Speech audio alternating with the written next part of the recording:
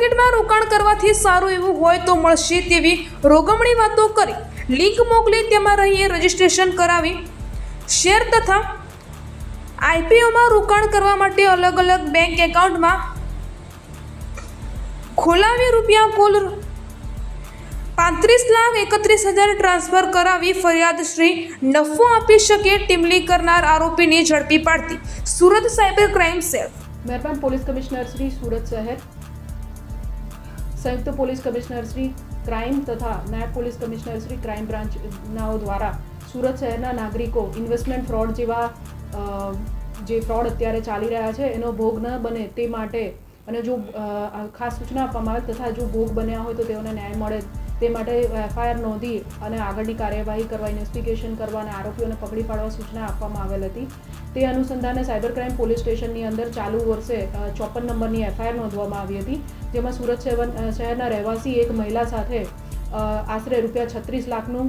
Investment કરાવીને investment ફ્રોડનું ગુનો આચરવામાં આવેલ હતો, જેમાં એપ્રિલ માસથી લઈને જૂન માસ સુધી સદર મહિલાને વોટ્સઅપ મારફતે કોન્ટેક્ટ કરી લિંક મોકલી અને આઈપીઓમાં અલગ અલગ કંપનીઓના આઈપીઓમાં રોકાણ કરવાથી તેમને ખૂબ ફાયદો થશે એવી લાલચ આપીને વોટ્સઅપ મારફતે એક લિંક મોકલવામાં આવી હતી અને લિંક મારફતે એપીકે ફાઇલ ડાઉનલોડ કરાવી શેરખાન મેક્સ નામની એક ફેક એપ્લિકેશન ડાઉનલોડ કરાવવામાં આવી હતી અને તેની અંદર આશરે અલગ અલગ ટુકડાઓમાં 36 લાખ રૂપિયાનું મોટું રોકાણ બેન પાસે કરાવવામાં આવેલ હતું, જેમાંથી બેનને વિશ્વાસ અપાવવા માટે આશરે 1,24,000 જેવી રકમ તેઓને નફા સાથે તેમના એકાઉન્ટમાં પરત આપવામાં આવી હતી અને ત્યારબાદ આશરે 35 લાખ રૂપિયા જેટલા રકમનું ફ્રોડ કરીને તેમનું જે એકાઉન્ટ છે ડિલીટ કરીને એમની સાથે બધા તમામ સંપર્કો તોડી નાખવામાં આવ્યા હતા. તો સદર ગુનાનું અહીંયા રજિસ્ટ્રેશન સાયબર ક્રાઇમ પોલીસ સ્ટેશનમાં થયા બાદ સાયબર ક્રાઇમ પોલીસે સ્ટેશનના જે સ્ટાફ છે તેઓએ ઇન્વેસ્ટિગેશન કરતા કુલ 2 આરોપીઓને ગઈકાલે અટક કરવામાં આવેલ છે, જેમાં મૂળ એકાઉન્ટ ધારક પ્રદુમ પાંડે છે, જેઓએ આશરે 30,000 રૂપિયા જેટલું કમિશન લઈને પોતાનું એકાઉન્ટ આવી ગેરકાયદેસર પ્રવૃત્તિ માટે ભાડે આપેલ હતું. સદર વ્યક્તિ હાલ સુરતમાં રહે છે અને મૂળ ઉત્તર પ્રદેશના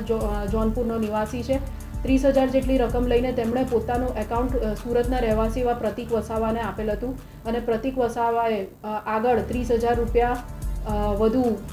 કમિશન લઈને આગળ બીજા ગુનેગારને એકાઉન્ટ આ ભાડે આપેલ છે, જે અંગેની તપાસ ચાલુ છે. સદર એકાઉન્ટ જે પ્રદુમ પાંડે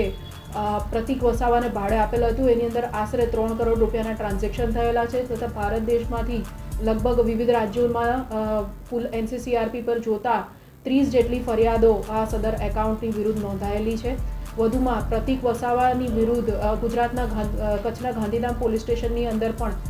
અગાઉ આ પ્રકારની ફરિયાદ થયેલી છે.